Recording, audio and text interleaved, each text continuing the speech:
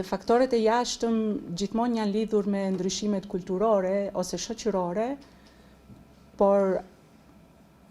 të gjitha kontakte gjysore, ka qenë ajo qasja që kam pasur unë te projekti në fjalë,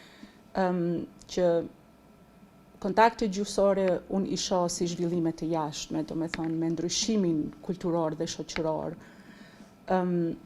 Dhe kontakte gjysore me sferën gjermanishtëfolse janë pak specifike për shqiptarët, se nuk janë popull fshin tanët, edhe pse kanë qenë okupues 2 herë, por në periudha shumë të shkurtra që nuk mund këtë pasur atë ndikim që ka gjermanishtja në gjuhën tonë, dhe në kërkikim të këtyre faktorëve nga vjen dhe pse janë të ndikuara disa fusha, jo të gjëra, do me thonë përfundoj aty. Dhe ideja ishte që për të parë kontakte gjysore jo vetëm te migracioni vetë, do me thonë jashtë, që është e natyrshme,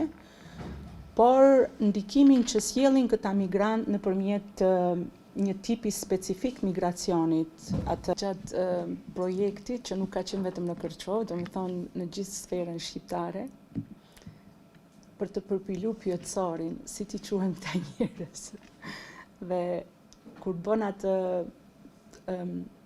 e dini këtë në ullëmtime empirike që bën një test të pyetësorit, gurbeqar kritikohej, migrant kritikohej, mërgjimtar kritikohej, do me thënë për çdo term që unë zgjidhja për pyetësorin kritikohej. Dhe unë jam rritur në Kërçov dhe jam rritur me atë gurbeqar pa,